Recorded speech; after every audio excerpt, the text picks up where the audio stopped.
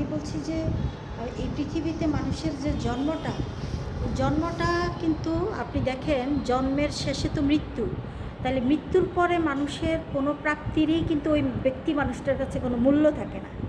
এখন এই যে স্বল্পস্থায়ী জীবনে মানুষ যে এই প্রতিপত্তি, তারপরে যশ খ্যাতির জন্য ছুটে, আমার কাছে এটা একেবারেই একটা নির্বোধের মতো কাজ মনে হয়।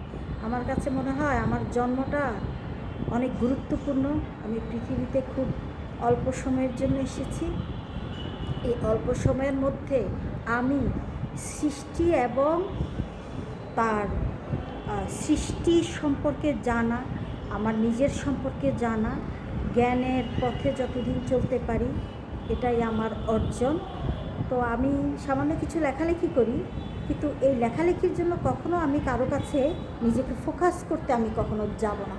কারণ আমি লেখালেখি করি, যেটা আমার চিন্তা আসে আমি চিন্তাটাকে পৃথিবীতে লিপিবদ্ধ করে যাই, যাতে কখনো আমার এই লেখাগুলি সময়ের স্বাক্ষর হয়ে থাকে। কিন্তু সমাজের এই যে নিজেকে ফোকাস করার যে প্রবণতা, সেই সেই সেই মেলায় বা সেই মানুষদের মধ্যে আমি নিজেকে ভাসায় দিতে চাই না। এবং আমার যে মনোভাব, এটার জন্য আমাকে অনেকেই অনেক রকম কথা বলে, অহংকারী বলে বা এটা সেটা বলে, কিন্তু আই ডোন্ট কেয়ার এনিবডি। আমি নিজে যা ভালো মনে করি, আমার নিজের ভেতরে যে শক্তিটা আছে সেটাই আমার ভালোবাসার জায়গা, এবং সেভাবেই আমি পৃথিবীতে টিকে থাকতে চাই। একটা কথা আছে, আপনার লেখায় যদি ঝুঁকি না থাকে আপনি ভালো কবি না। সেই বিষয়ে আপনি কী বলবেন? অবশ্যই ঝুঁকি আছে, সেই কথাটা ওটার মধ্যে চলে আসে যে আই ডোন্ট কেয়ার এনিবডি।